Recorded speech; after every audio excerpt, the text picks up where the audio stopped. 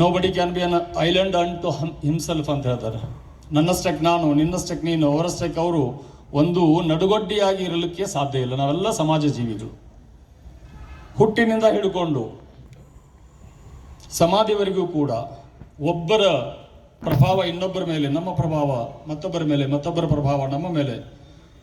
ಹುಟ್ಟುತ್ತಾ ಮೊದಲು ಮನೆಯ ಮೊದಲು ಪಾಠಶಾಲೆ, ಜನನಿ ತಾನೇ ಮೊದಲು ಗುರು, ಜನನಿಯಿಂದ ಪಾಠ ಕಲಿತ ಜನರು ಧನ್ಯರು ಅನ್ನೋ ಹಾಗೆ ಹುಟ್ಟುತ್ತಾ ನಮ್ಮ ಮೇಲೆ ತಾಯಿಯ ಪ್ರಭಾವ, ತಂದೆಯ ಪ್ರಭಾವ, ಅಣ್ಣ ತಮ್ಮಂದಿರ ಪ್ರಭಾವ, ಅಕ್ಕ ತಂಗಿಯರ ಪ್ರಭಾವ, ಸಂಬಂಧಿಕರ ಪ್ರಭಾವ, ಸ್ನೇಹಿತರ ಪ್ರಭಾವ, ನೆಕ್ಸ್ಟ್ ಅಕ್ಕಪಕ್ಕದವರು, ಸಮಾಜದವರು, ಆಮೇಲೆ ಶಾಲೆಯಲ್ಲಿ ಗುರುಗಳು, ಸಹಪಾಠಿಗಳು, ನೆಕ್ಸ್ಟ್ ಹೈಸ್ಕೂಲು, ಕಾಲೇಜು, ಶಾಲೆಯಲ್ಲಿ ಅದ್ಭುತ ಟೀಚರ್ಗಳು.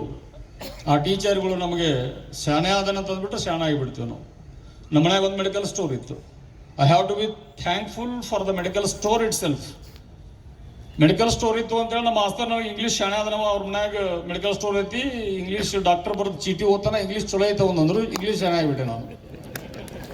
ನಮ್ಮ ಅಂಗಡಿಯಾಗಿರುವ ಆ ನಾಲ್ಕಗಳಿಗೆ ಮೆಜರಾಲು, ಸೆಪ್ಟ್ರಾನೋ, ಲೊಮೋಟಿಲ್ಲು, ಅವೇದಾನೋ, ಅನಾಸಿನ್ನು ಇಷ್ಟರ ಮೇಲೆ ಇಡೀ ಒಂದು ಹಳ್ಳಿನ ನಡೆದಿತ್ತು.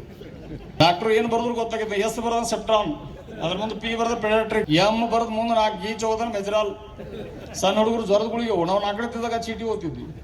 ಹಿಂಗಾಗಿ ಏನತ್ತಕ್ಕೆ ಒಂದು ಇಂಗ್ಲೀಷ್ ಇಂಟ್ರೊಡ್ಯೂಸ್ ಆಯ್ತು. ನಮ್ಮ ಗುರುಗಳೆಲ್ಲ ಅಂದ್ರೆ ಅವ್ರ ಮನ್ಯಾಗ ಮೆಡಿಕಲ್ ಸ್ಟೋರ್ ಐತಿ, ಡಾಕ್ಟರ್ ಪ್ರಿಸ್ಕ್ರಿಪ್ಷನ್ ಓದ್ತಾನವ, ಇಂಗ್ಲೀಷ್ ಶಾಣೆ ಆಗಿಬಿಟ್ಟು. ಅಂದಿನಿಂದ ಸ್ನೇಹಿತರನ್ನ, ಗುರುಗಳನ್ನ, ಸಹಪಾಠಿಗಳನ್ನ ಆ ಥರ ಡೆಸ್ಟಿನಿ ಜೋಡಿಸ್ತಾ ಹೋಗ್ಬಿಡ್ತದೆ. ಅದನ್ನು ನಾವು ಅರ್ಥ ಮಾಡ್ಕೋಬೇಕು.